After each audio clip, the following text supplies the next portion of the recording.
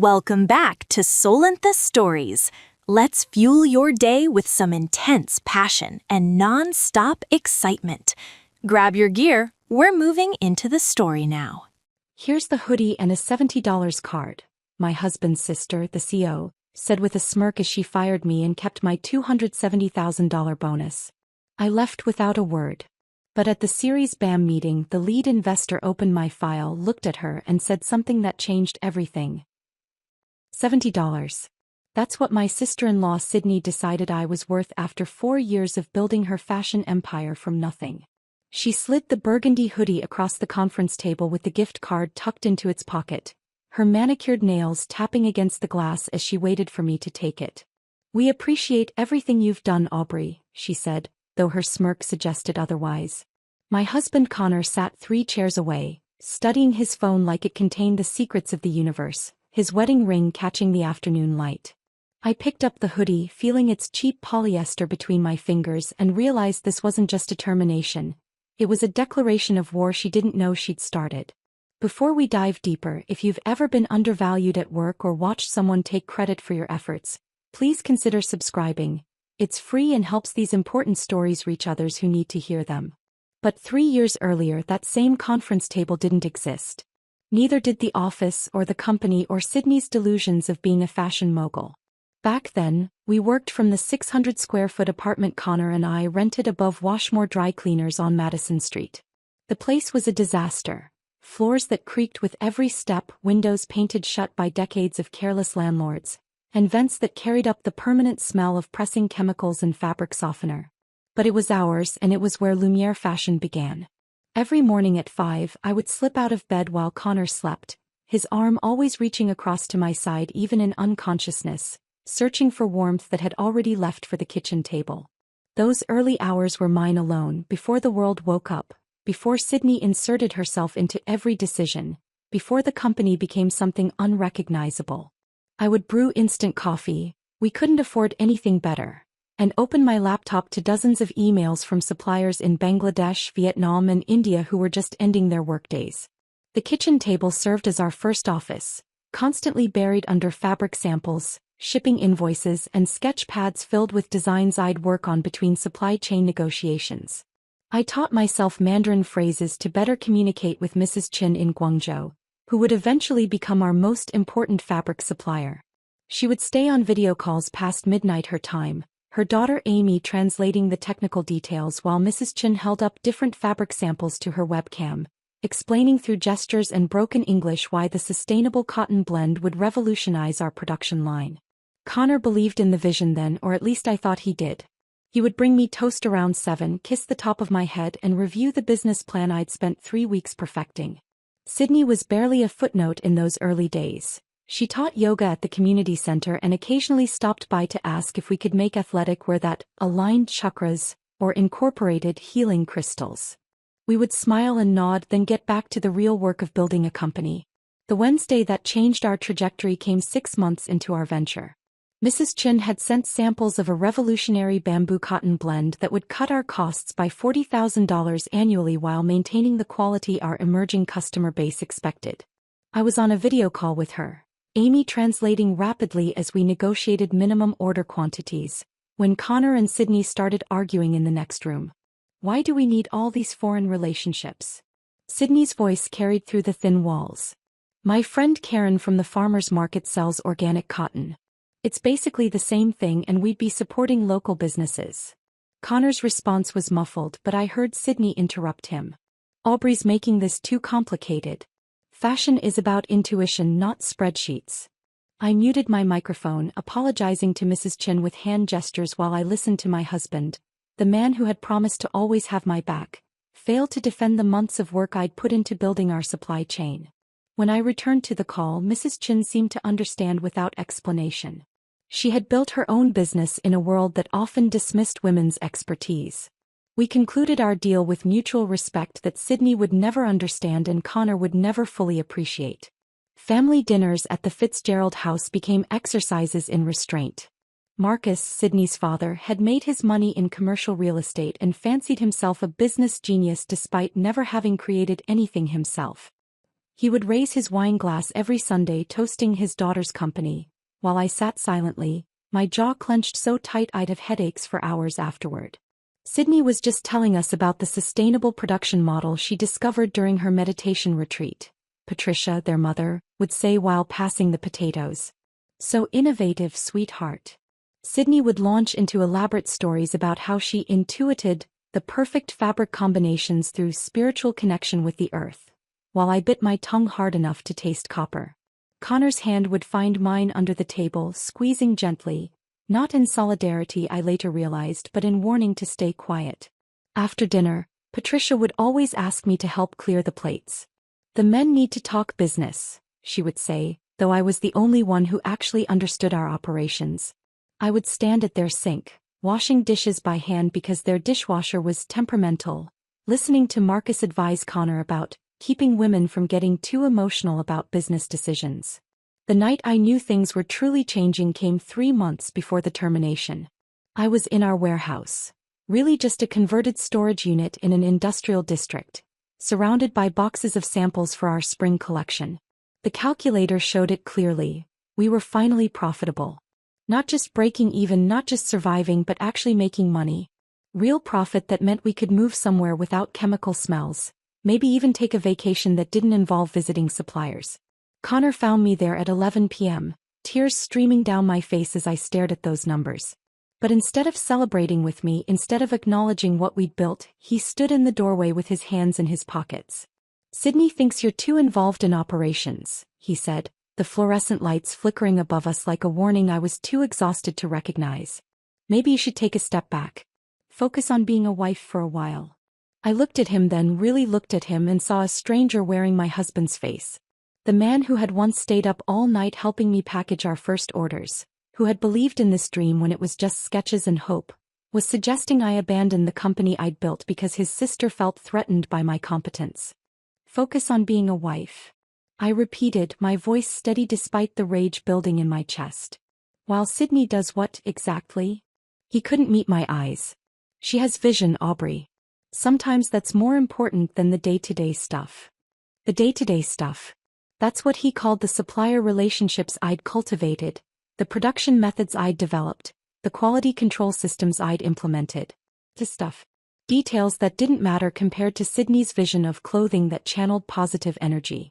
Looking back now, sitting in my new office with that burgundy hoodie framed on my wall, I realize all the signs were there. Every dismissive comment, every credit stolen, every contribution erased. They were all preparing for that moment in the conference room when Sydney would declare my worth as $70 in polyester. The foundation we built together was never truly together. It was mine, built on my expertise and effort, while they watched and waited for the right moment to claim it as theirs. The Monday after Connor suggested I focus on being a wife, I tried logging into our sales database to check the weekend numbers. The same login I'd used every morning for 3 years suddenly showed an error message. "Access denied, please contact your administrator." I refreshed the page twice, cleared my browser cache, even restarted my laptop. The message remained, red text against a white screen, mocking me.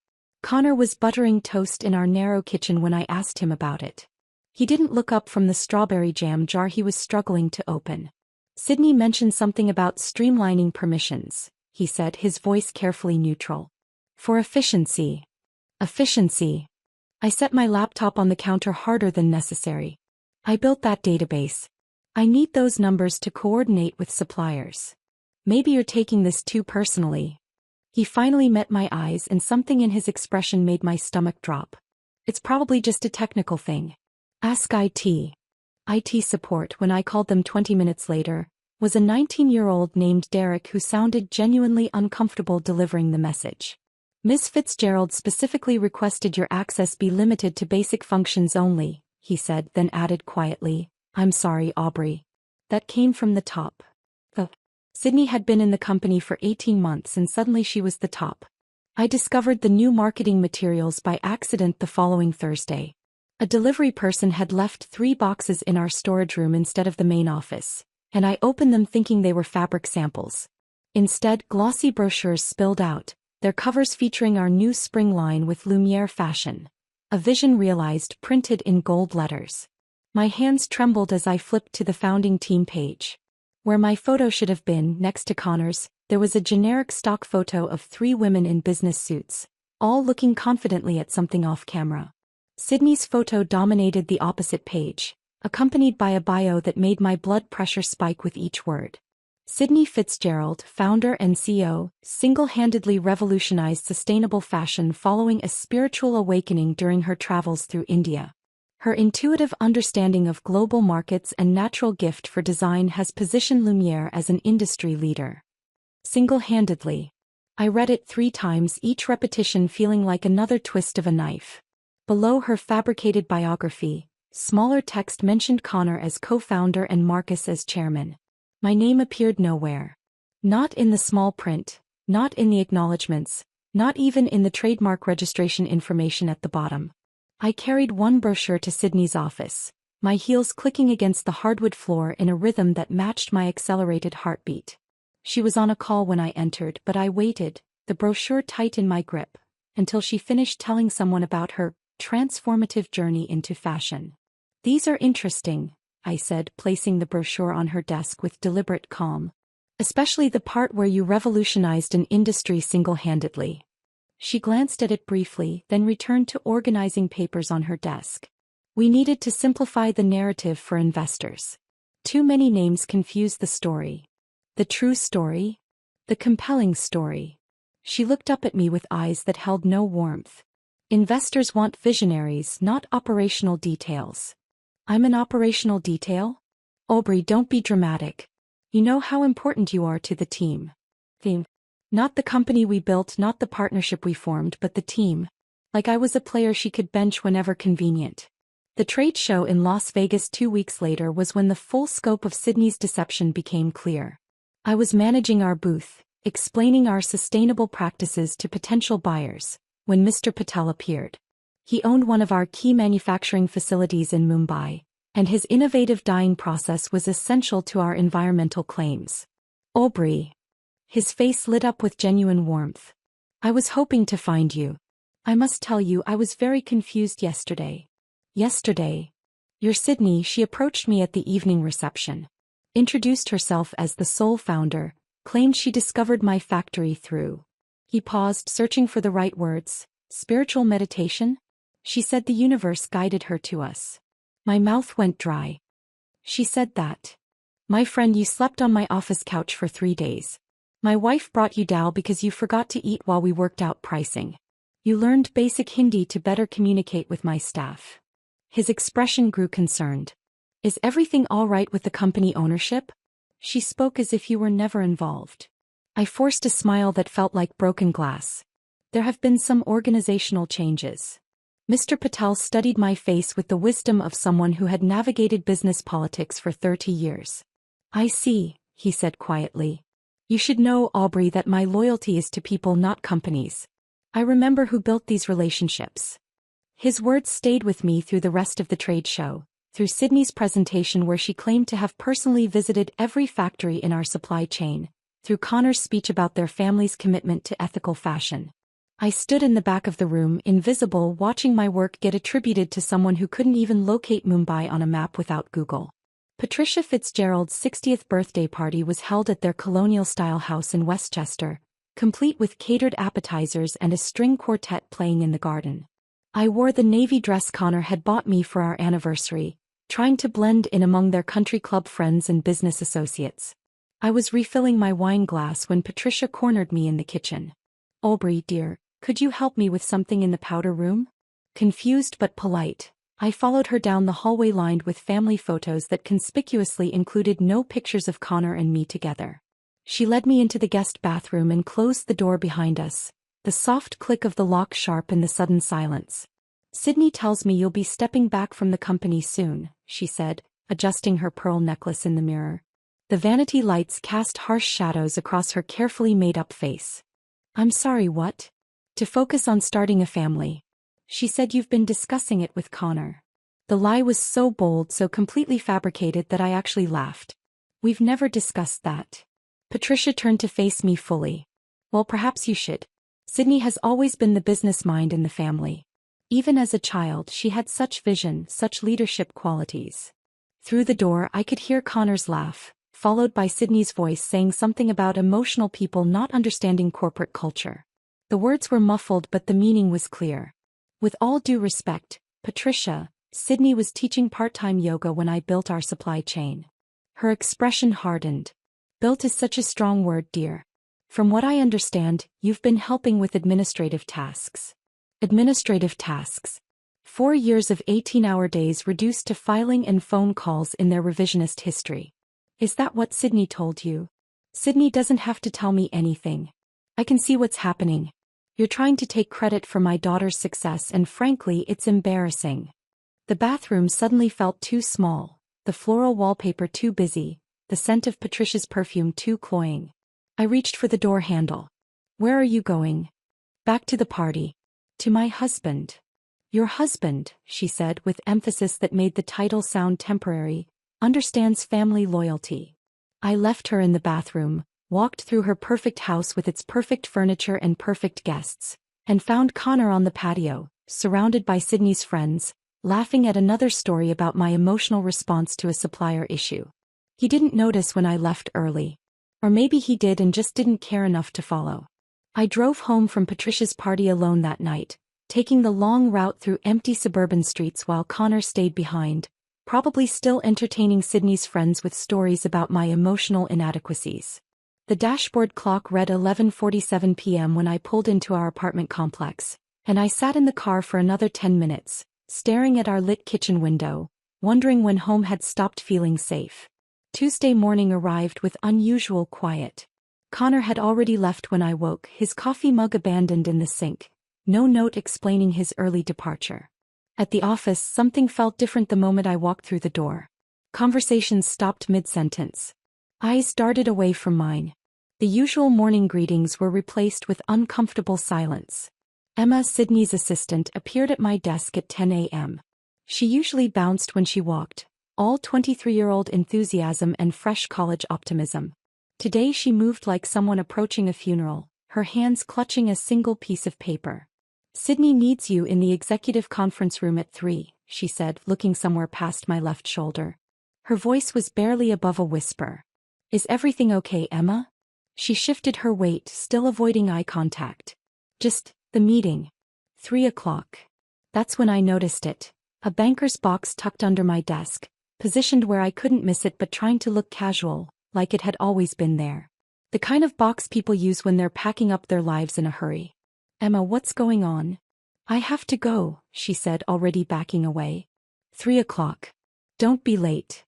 I watched her practically run back to her desk, where she bent over her computer with the kind of intense focus people adopt when they're desperately trying not to be involved in something. Around the office, I noticed other strange behaviors. The newest intern, Jake, was whispering urgently to another junior employee, both of them glancing my way. When I stood up, they scattered like startled birds. My phone buzzed with a text from Rachel in accounting. Everyone's been told to stay visible this afternoon. Something's happening. I knew then. The banker's box, Emma's avoidance, the orchestrated visibility, they were setting up my public execution. Sydney wanted witnesses. At 2:45 I walked to the bathroom and stared at myself in the mirror. My reflection looked tired but determined, like someone preparing for battle they knew they'd lose but would fight anyway. I fixed my lipstick, straightened my blazer and walked to the conference room with my head high. They were already assembled when I arrived. Sydney at the head of the table, wearing a cream-colored suit that probably cost more than most people's monthly rent. Marcus to her right, his attention seemingly absorbed by his phone screen, though I could see his thumb wasn't moving. He was just avoiding looking at me.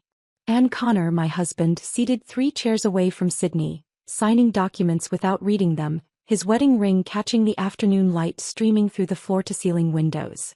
Aubrey, Sydney said, her tone suggesting we were about to discuss quarterly projections rather than destroy my life. Please sit. I remained standing.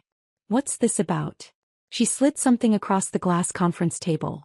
A burgundy hoodie, the kind we sold for $90 but probably cost us $8 to make. Tucked into its front pocket was a gift card. The hoodie looked familiar and then I realized why. It was from our reject pile, the ones with slightly crooked seams that we couldn't sell at full price. We're restructuring, Sydney said, her manicured nails tapping against the table in a rhythm that sounded like a countdown. Your position has become redundant. Redundant. I picked up the hoodie, feeling its cheap polyester blend between my fingers. After 4 years of building this company? We appreciate everything you've done, she continued, though her smirk suggested the opposite. This is your severance package. I pulled out the gift card. $70 to a grocery chain I never shopped at. Not even a round number. Just $70, like someone had grabbed whatever was lying in the office gift drawer. What about my performance bonus? The $270,000 I earned by securing the Chin contract. That's being restructured as well. Sydney's smile widened slightly. Budget constraints. I looked at Connor, then really looked at him. He was still signing papers, his hand moving mechanically across pages. Sydney slid toward him.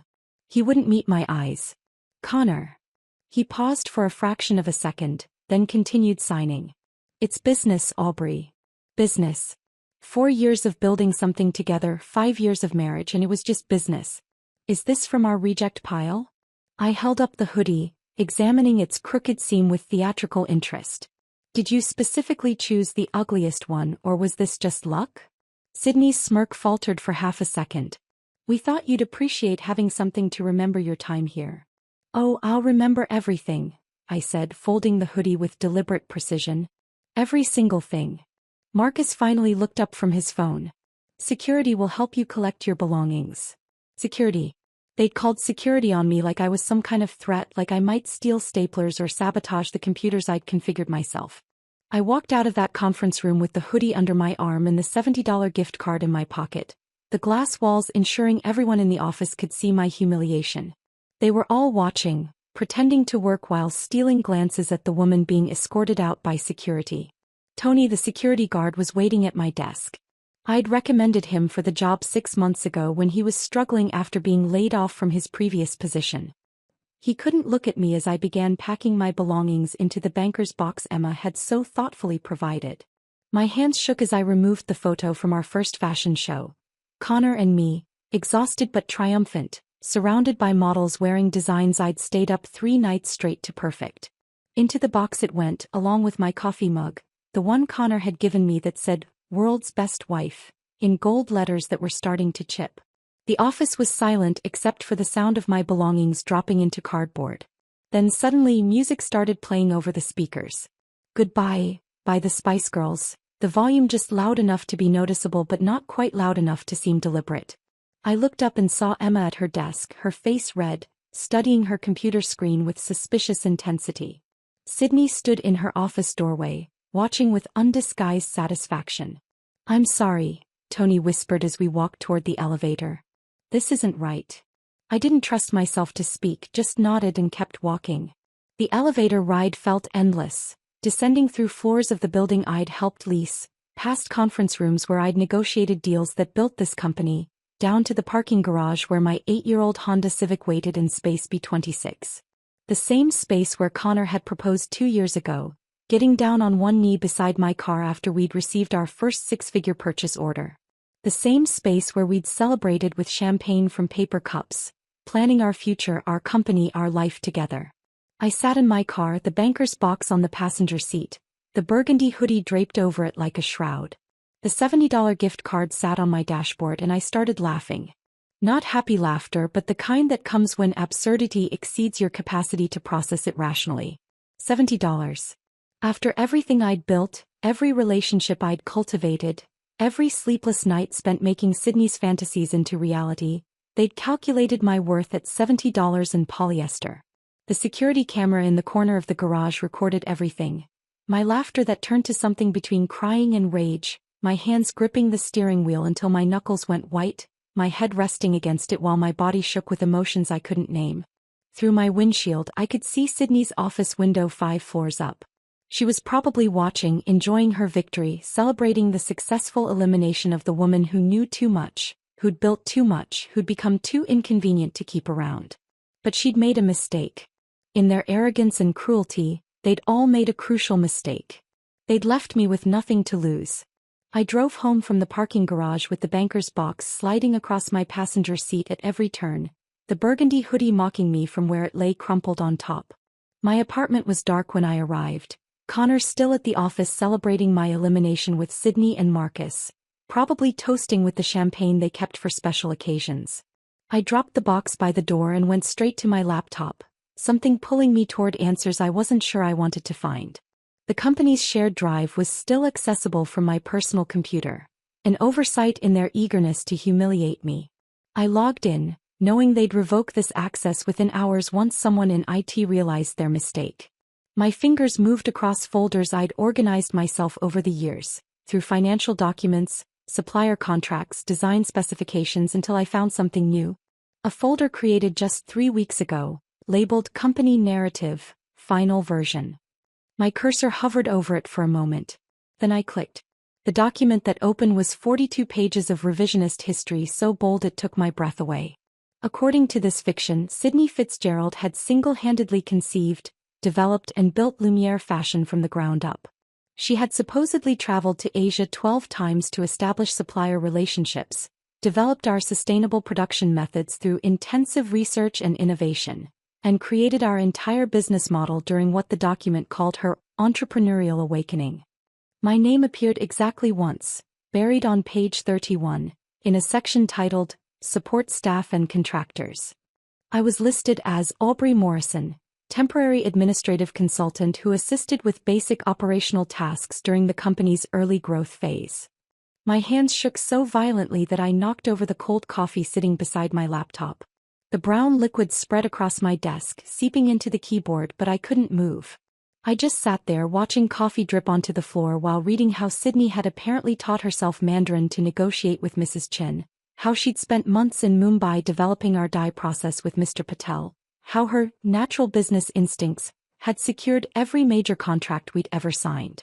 The timestamp showed the document had been created by Sydney and last modified by Marcus 2 days before my termination. They'd been planning this narrative while I was still showing up every day, still building their company, still believing I was part of something. I started taking screenshots of everything, uploading them to 3 different cloud services, emailing them to an old email address Connor didn't know about. Then I began searching through other folders, downloading contracts, correspondence, anything that proved the truth. That's when I found it, buried in a folder marked 2020 Legal Archive, that no one had touched in years. A scanned PDF titled, Partnership Agreement, Initial Formation. My breathing stopped as I opened it. There, in black and white with a notary seal at the bottom, was the original agreement establishing Lumiere Fashion. Dated January 15, 2020, signed by Marcus Fitzgerald and me, granting me 23% ownership of all intellectual property developed for or by the company. Not employment. Not a contractor agreement. Marcus's signature was clear and decisive at the bottom, right next to mine. The document had never been superseded, never amended, never replaced. They'd simply forgotten it existed, assumed I'd never look for it, or maybe thought I was too trusting to use it. I made 17 copies that night. One went into a safety deposit box at a bank Connor didn't know I used. Another to my mother's attic, hidden inside a box of my high school yearbooks. I uploaded encrypted copies to cloud services, emailed them to myself at multiple addresses, even printed physical copies that I hid throughout the apartment like a paranoid person preparing for war. Because that's what this was now.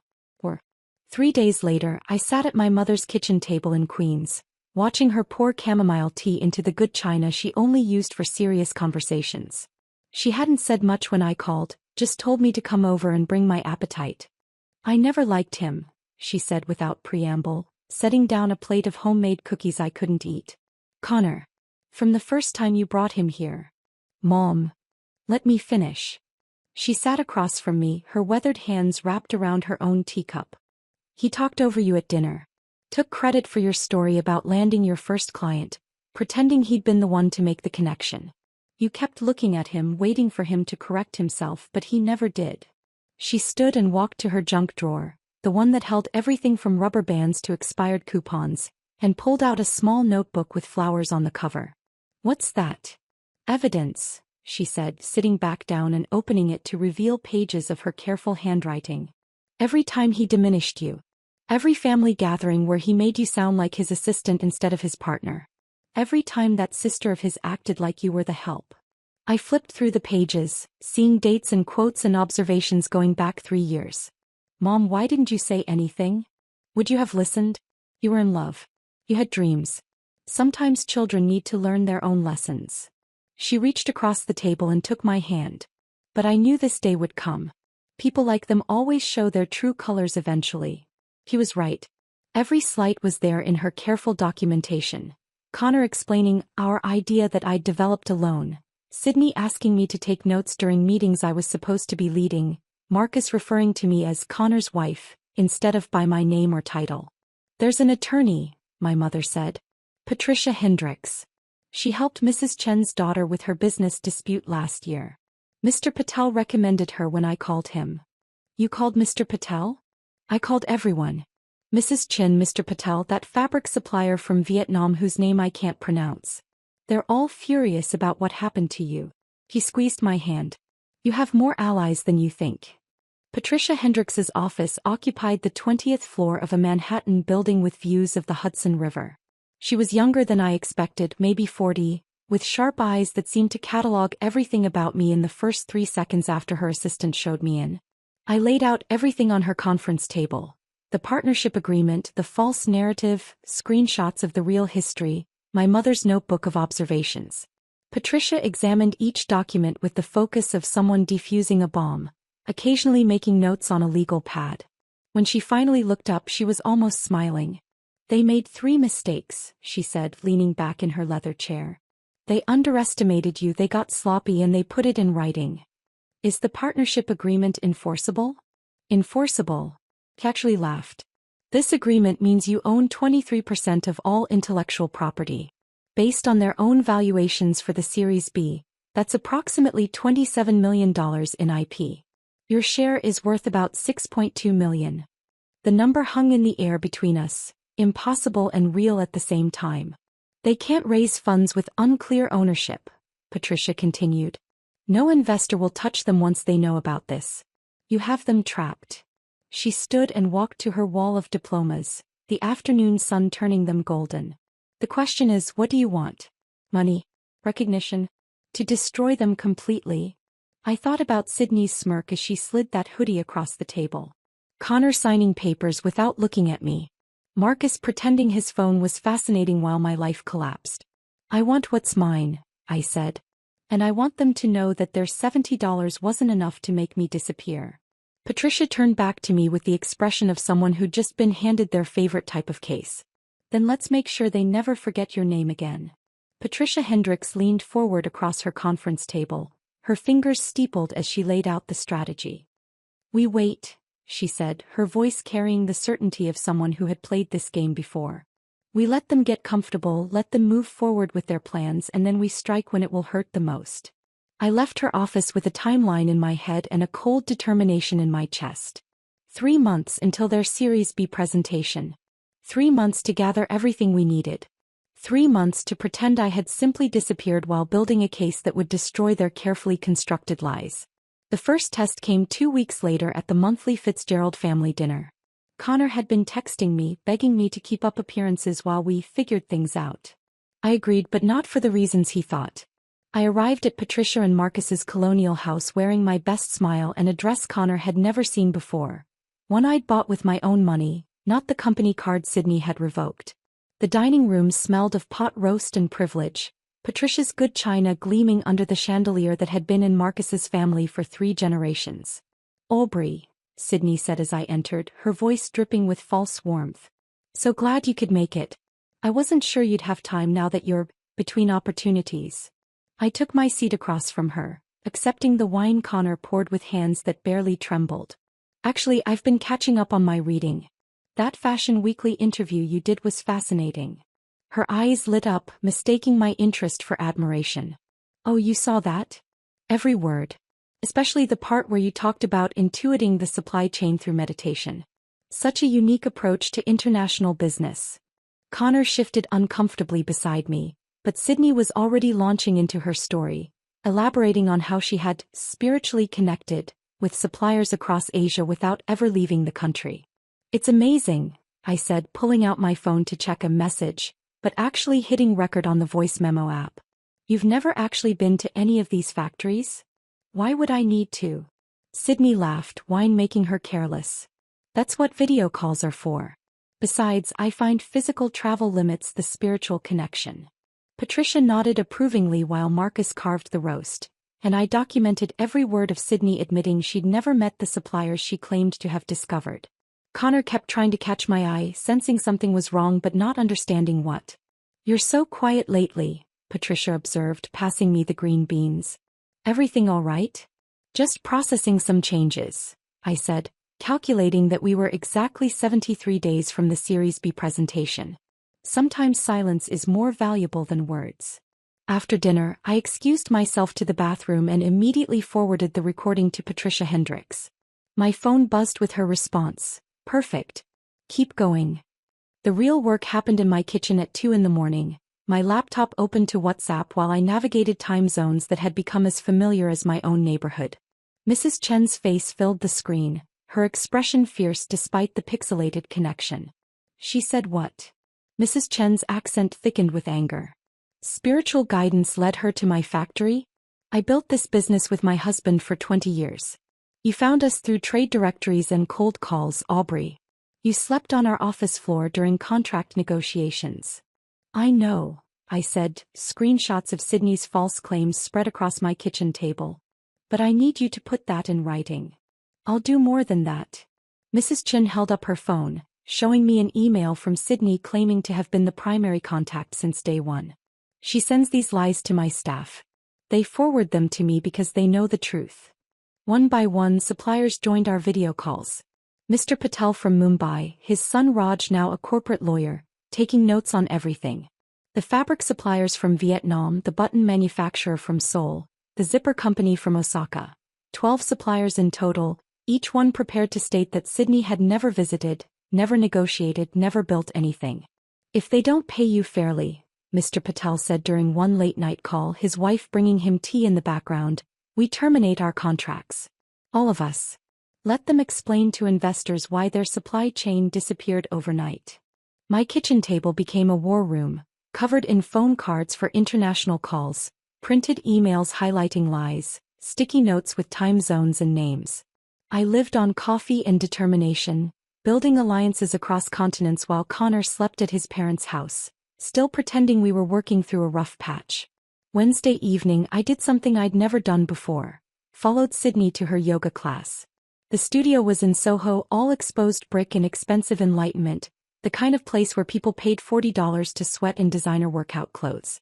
I positioned my mat directly behind hers, close enough to hear her conversation with her friend Rebecca before class started. My phone, tucked under my towel, recorded everything. The Series B is going to change everything, Sydney said, adjusting her rose gold water bottle. Finally, people will recognize me as the visionary I am. What about that woman who used to work with you? Rebecca asked. Your brother's wife? Sydney laughed, the sound sharp enough to cut glass. Getting rid of her was like removing a tumor. She was holding us back with all her spreadsheets and concerns about reality. Some people just don't understand vision. I held warrior pose while she compared me to cancer, breathing through the rage that wanted to explode out of every pore. Her Lululemon outfit probably cost $400, more than 5 times the severance she'd given me. The final confrontation with Connor came 6 weeks into my 3-month silence. He showed up at my mother's house uninvited, holding grocery store flowers that were already wilting, their discount sticker still visible on the plastic wrapping. We need to talk, he said when my mother reluctantly let him in. I met him at the door, not inviting him past the entrance. About what? About us. About fixing this. He tried to hand me the flowers, but I didn't take them. I didn't know what Sydney was planning. I was caught in the middle. You sat there and watched her humiliate me. You signed papers without reading them. I was trying to keep the peace. You know how my family is. I know exactly how your family is, I said, pulling the divorce papers from the table by the door where I'd been keeping them for this exact moment. That's why I'm done with all of you. He looked at the papers like they were written in a foreign language. You're being vindictive. This is about the money, isn't it? The bonus. The bonus you let them steal? That's company money now, he said, his mask finally slipping. You need to accept that and move on. I handed him the papers, watching his face crumble as he realized I was serious. I am moving on. Sign these and leave. Aubrey, please. Sign them, Connor. Or I'll have them served at your office. Your choice. He signed them there in my mother's doorway, his hand shaking as he realized that his sister's ambition had cost him his marriage. When he finished, he looked at me one last time. She's going to destroy you, he said quietly. Sydney doesn't lose. I smiled then, thinking of the partnership agreement hidden in 17 different locations, of the suppliers ready to revolt, of Patricia Hendricks preparing our case like a surgeon preparing for a life-saving operation. We'll see about that. I closed the door behind Connor and stood in my mother's entryway, listening to his car pull away from the curb. The divorce papers felt heavy in my hand, their weight representing more than just the end of a marriage. They were the first concrete step toward reclaiming everything they had taken from me. The next morning I drove to Delaware. The 3-hour drive gave me time to think, to plan, to transform from Aubrey Morrison the discarded wife into something else entirely. The lawyer's office sat in a strip mall between a tax preparation service and a nail salon, deliberately unremarkable, the kind of place where business entities were born without fanfare. The attorney, Mr. Brennan, had done this thousands of times before. His office walls were beige, his desk was beige, even his coffee mug was beige. Everything designed to be forgotten the moment you walked out. His assistant offered me coffee in a mug that read "World's Best Boss." The irony not lost on me as I prepared to become exactly that for the first time in my life. Meridian Holdings LC. I told him when he asked for the company name. I had chosen it carefully. Meridians were invisible lines that defined everything on a map, determining location, ownership, boundaries. Just like I was about to define who really owned what in the mess Sydney had created. Purpose of the business? Mr. Brennan asked, fingers poised over his keyboard. Asset management and intellectual property holdings. He didn't ask more questions, just typed efficiently while I signed document after document, each signature moving me closer to my goal. Within an hour, Meridian Holdings LLC existed, a legal entity that would soon own 23% of Lumiere Fashion's intellectual property. Sydney had no idea that while she was giving interviews about her visionary leadership, I was creating the weapon that would destroy her carefully constructed empire. 2 weeks before the Series B presentation, Patricia Hendricks called me to her office at midnight. The building was nearly empty, just security guards and cleaning crews, the perfect environment for what we needed to do. We're going to rehearse every possible scenario, Patricia said, spreading documents across her conference table. The city lights glowed through her floor-to-ceiling windows, making Manhattan look like a circuit board powering our plan. Sydney might cry, might threaten, might try to negotiate on the spot. You need to be prepared for anything. We role-played for hours, Patricia alternating between Sydney's probable responses and the investor's likely questions. She taught me to keep my breathing steady when confrontation came, to maintain eye contact without blinking, to let silence do the heavy lifting when words would only complicate things. What if she calls me directly? I asked, pushing aside an empty container of lo mein. You don't answer. Let her spiral. Let her leave voicemails that we can document as evidence of consciousness of guilt. What if Connor tries to intervene? Connor signed the divorce papers. He has no standing anymore. He chose his side. We practiced until 3 a.m, empty Chinese takeout containers creating a timeline of our preparation. Patricia showed me exactly when she would send the email to investors. 11:47 a.m., precisely 15 minutes into Sydney's presentation, after she had made her claims but before she could close the deal. The timing has to be perfect, Patricia explained, her finger tracing the agenda we had obtained through a contact at the venue. Too early and they might postpone. Too late and some investors might have already committed verbally. 3 days before the presentation, I visited the Meridian Hotel. The lobby was all marble and crystal, the kind of place that whispered money with every surface. I needed to find the perfect vantage point, somewhere I could watch the destruction unfold without being immediately visible.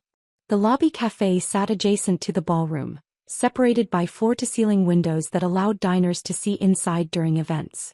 I tested several tables before finding the perfect one.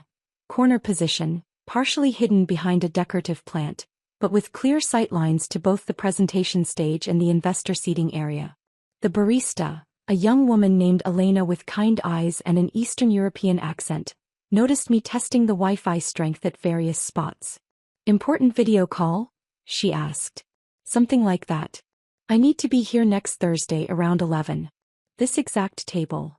Big presentation happening that day," Elena said, nodding toward the ballroom. "Some fashion company. They've booked the whole space."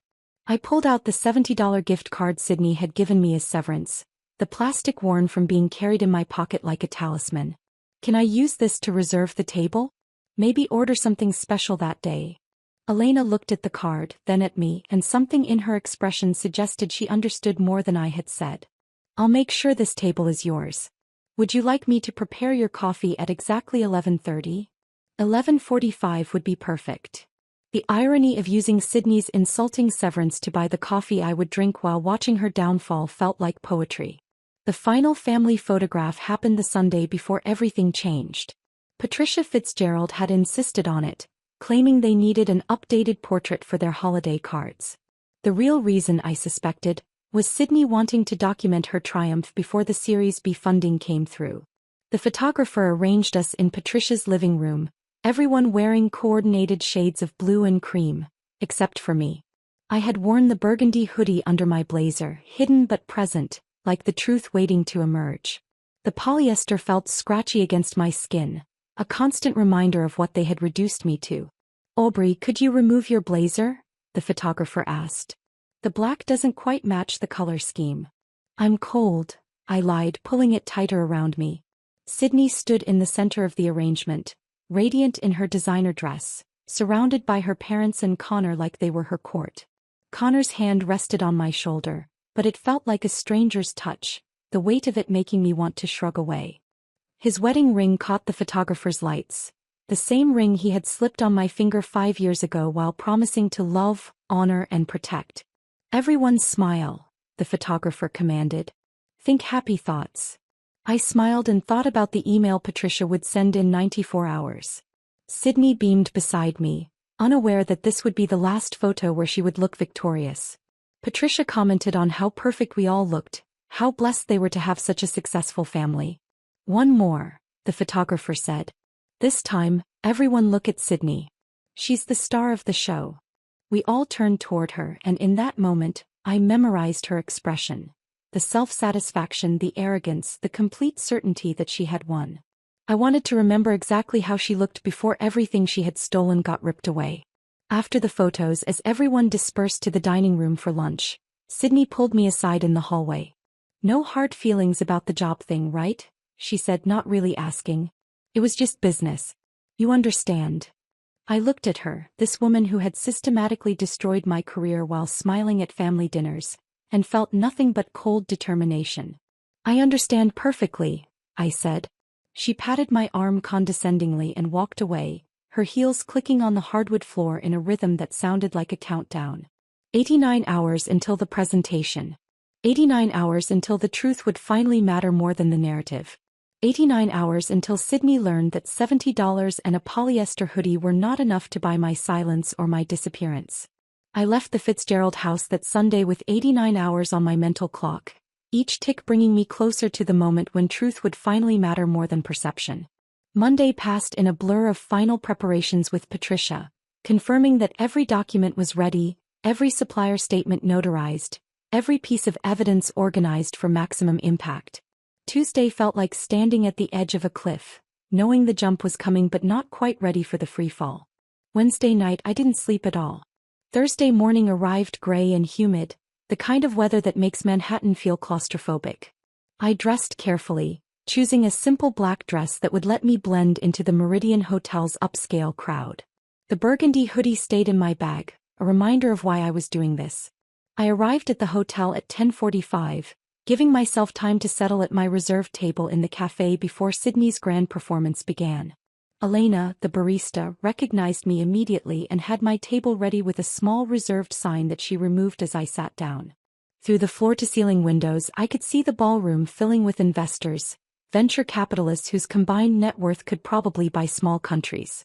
They chatted over coffee and pastries, checking phones and adjusting ties, completely unaware they were about to witness corporate fraud exposed in real time.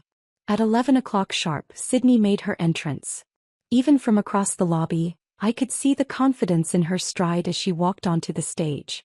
She wore a cream-colored suit that I recognized from the Nordstrom expense reports. $3,000 charged to the company card under client meeting attire. Her presentation slides appeared on the massive screen behind her, our logo prominent, though she had redesigned it slightly to remove elements I had created. Good morning. Her voice carried through the ballroom sound system clear and practiced. I'm Sydney Fitzgerald, founder and CEO of Lumiere Fashion, and today I'm going to show you how one woman's vision is revolutionizing sustainable fashion. One woman's vision. I stirred my coffee slowly, watching her click through slides showing our supply chain, the one I had spent 3 years building through late-night negotiations and countless international calls. She described visiting factories she had never seen, developing relationships with suppliers she couldn't name without her notes, pioneering sustainable practices she learned about from my reports. Through my intuitive understanding of global markets, Sydney continued, gesturing at a map dotted with our supplier locations, I personally established partnerships across 12 countries, creating a network that gives us unprecedented control over quality and sustainability. Marcus sat in the front row, his chest puffed with pride as his daughter spun her fiction. Connor was nowhere to be seen, probably too ashamed or too smart to attend.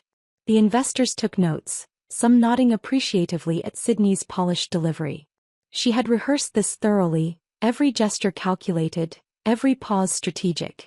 20 minutes into her presentation as she was explaining our revenue projections, Gregory Aldridge from Apex Capital raised his hand. He was a legend in venture capital, someone who had built and destroyed fortunes with single decisions. His gray hair and expensive suit gave him an air of authority that made the room pay attention when he spoke. Miss Fitzgerald, he said, his tone conversational, almost bored. I notice you terminated your chief operations officer, Aubrey Morrison, 3 months ago. Can you speak to that transition? Sydney didn't miss a beat. Her response was so smooth, so rehearsed, that she might have been reading from a script. Aubrey was a temporary consultant who assisted with some administrative functions early on. Her role became redundant as we scaled. We parted ways amicably. From my position in the cafe, I could see 2 investors in the third row exchange glances. One of them, a woman in a navy suit, made a note on her tablet. Even from this distance I could read her body language. She was marking this as a potential red flag. Aldridge nodded slowly, making his own notes, but something in his expression suggested he wasn't entirely satisfied with the answer. Sydney continued her presentation, moving on to market opportunities and growth projections. The confidence returned to her voice as she left the dangerous territory of my termination behind. She was clicking to her slide about international expansion when I saw Patricia's message appear on my phone. Sending now. At exactly 11:47 a.m., Patricia's email arrived in 60 inboxes simultaneously. I watched as phones began buzzing around the room, investors discreetly checking their devices despite Sydney's continued presentation. Aldridge was the first to fully engage with his phone, his expression shifting from polite attention to sharp focus as he read. The email contained everything. The partnership agreement proving my 23% ownership, documentation showing I had built every supplier relationship, emails from Marcus calling me co-founder, the false company narrative Sydney had created, and most devastatingly, sworn statements from 12 suppliers confirming they would terminate contracts if I wasn't fairly compensated. Aldridge stood up slowly, his movement deliberate enough that Sydney stopped mid-sentence about projected returns. The entire room turned to look at him, this titan of venture capital who rarely showed emotion during pitches. Miss Fitzgerald, he said, his voice carrying the kind of authority that made grown executives nervous. I've just received some rather interesting documentation about your company's founding structure. Sydney's face showed the first crack in her composure. I'm not sure what you mean. According to these documents, Aldridge continued, holding up his phone, you systematically erased your co-founder from the company history, someone who actually built your supply chain and owns 23% of your intellectual property. The same person you just called a temporary consultant. The room erupted in whispered conversations. Sydney's face drained of color as she gripped the podium. There must be some misunderstanding. The only misunderstanding, Aldrich interrupted, his voice now sharp as a blade, is that you thought you could lie to this room about who built what. I have signed statements from 12 of your key suppliers saying they'll terminate contracts if Ms. Morrison isn't fairly compensated. That means your entire supply chain, the one you just spent 20 minutes claiming you built through spiritual intuition, is about to disappear. Marcus had collapsed forward in his chair, his head in his hands. Other investors were now standing, phones pressed to ears as they called their legal teams.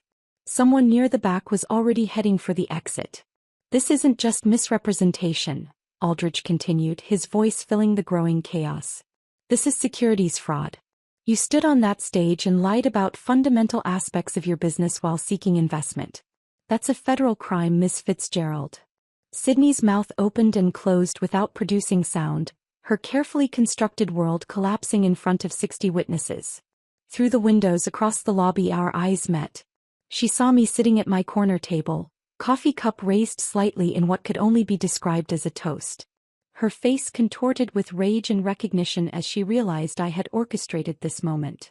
The investor exodus began immediately. They filed out with the urgency of people fleeing a building fire, their conversations a mix of anger and self-preservation. Sydney stood frozen at her podium, the presentation slides still showing behind her. Projections for a company that had just ceased to exist as a viable investment. She started screaming my name, pointing toward the cafe, telling security to stop me, that I had done something illegal, that they needed to call the police. But I was already standing, leaving cash on the table for Elena, walking calmly toward the exit as Sydney's hysterical voice echoed behind me. Security guards looked confused, unsure why they should detain someone for drinking coffee in a public cafe. Several investors passed me on their way out and I heard one say to another, "Morrison? Isn't that the woman who actually built their supply chain?" I pushed through the hotel's revolving door and into the humid Thursday morning, Sydney's presentation folder tucked under my arm, the one she had left on the podium in her panic, now evidence of her lies. Behind me, her empire was crumbling, built on stolen foundations that had finally been reclaimed. The humid Manhattan air clung to my skin as I walked away from the Meridian Hotel, Sydney's presentation folder still tucked under my arm. My phone was already vibrating with calls from Patricia Hendricks, but I needed a moment to breathe, to process what had just happened. I ducked into a Starbucks 3 blocks away and finally answered. "They're panicking," Patricia said without preamble. "Marcus has already called twice and their lawyer is trying to negotiate. They're starting at $300,000. I actually laughed, sitting at a corner table while business people rushed around me, oblivious to my life changing in real time. $300,000 for 23% of $27 million in intellectual property? That's what I told them. I countered at $6.2 million. Full payment for your ownership stake plus the stolen bonus plus damages. They have 72 hours before we file publicly and contact every fashion publication about what really happened." My phone buzzed with another call trying to break through. Connor's name flashed on the screen. I'd been declining his calls since leaving the hotel, but they kept coming. 5, 10, 15 attempts. On his 48th try that afternoon I finally answered. "Aubrey, please," he sobbed before I could speak. "You're destroying my family.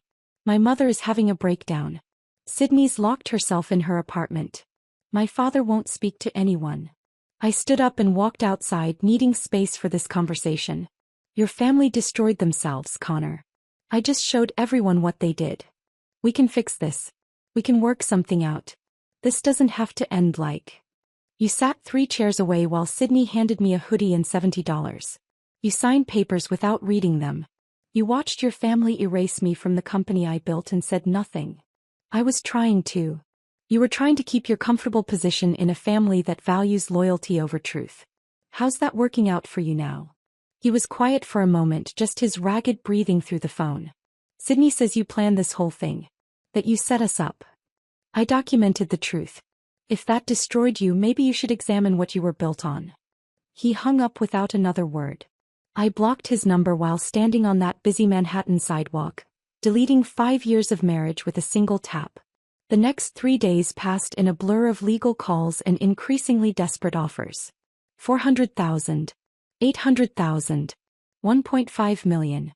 Each rejection from Patricia made them raise their bid, the reality of their situation becoming clearer with each passing hour. The The suppliers had already started making noise about contract terminations. 2 investors were threatening lawsuits for fraud. The fashion press had begun sniffing around the story. At 4:47 p.m. on the third day, Patricia called with finality in her voice. They accepted. $6.2 million. The wire transfer is processing. I was sitting in my Honda Civic in my mother's driveway when the notification appeared on my banking app. I refreshed it 12 times, each time expecting the numbers to disappear like some kind of glitch. But they remained. $6,200,000 sitting in my account like a foreign language I was still learning to read. My hands shook as I called my mother. She answered on the first ring, having been waiting by the phone. "It's done," I said, my voice cracking. "I won." She started crying immediately. "Oh, sweetheart. I'm so proud of you. You stood up to them. You fought back. I can pay off your mortgage now," I said, tears running down my face. "Buy you that car you always talk about. Take you to Paris like we used to dream about when I was little." "I don't care about any of that," she said through her tears. "I care that you know your worth now. That you wouldn't let them diminish you." I sat in that Civic one last time, remembering all the drives to work, all the nights I'd cried in this driver's seat, all the moments I'd felt small and worthless. The next day I traded it in for something that didn't carry those memories. 6 months later, my life looked nothing like the woman who'd been handed a hoodie and told she was worth $70. My penthouse apartment overlooked Central Park with floor-to-ceiling windows that actually opened, letting in fresh air whenever I wanted it. My home office, where I ran Morrison's sustainable fashion consulting, had become command central for a business that was thriving beyond my wildest expectations. The suppliers I'd cultivated over the years had become my first clients. Mrs. Chin flew in from Guangzhou for my launch party. Mr. Patel sent his son to discuss expanding our partnership. The same people Sydney claimed to have discovered through meditation now worked exclusively with me, helping other fashion startups build ethical, sustainable supply chains. The irony wasn't lost on me that I was doing exactly what I'd done at Lumiere, except now I owned it all. Every relationship, every innovation, every success had my name on it in writing, properly documented and legally protected. Fashion Weekly reached out requesting an interview about women supporting women in business, particularly interested in my journey from corporate fashion to independent consulting. I declined the interview but sent them a photo that told the real story. Me wearing the burgundy hoodie with my new company's logo embroidered over the original Lumiere branding. The caption read simply, "From $70 to 7 figures. A story of knowing your worth." The photo went viral in fashion circles. Sydney's company valuation, already damaged by the investor scandal, dropped another $30 million when the true story began circulating. She'd had to sell her majority stake to Marcus to pay my settlement and keep the company afloat. Last I heard, she was working as a wellness consultant, which seemed fitting for someone who'd built an empire on meditation and fiction. The burgundy hoodie now hangs in my closet between designer dresses and the leather jacket I bought to celebrate my first million in consulting fees. It's not hidden away in shame or anger, but displayed prominently where I see it every morning. During video calls with clients, when they ask about it, I tell them the truth. It's my most expensive piece of clothing, a $6 million reminder of what happens when you know your value and refuse to accept less. Sometimes at night, when the city lights blur through my windows and sleep won't come, I still dream about Connor's laugh from our early days, before money and family loyalty poisoned everything we'd built. I wonder if he ever thinks about that apartment above the dry cleaners, about the dreams we sketched on napkins, about the life we could have had if he'd chosen his wife over his sister's ambition. But those dreams fade with morning light, replaced by the reality I've built from the ashes they left behind. The hoodie remains, transformed from an insult into armor, from $70 of dismissal into millions in vindication. They thought they were erasing me, but instead they freed me to write my own story. And this version, the one where I own every word, every relationship, every success, this version is the truth.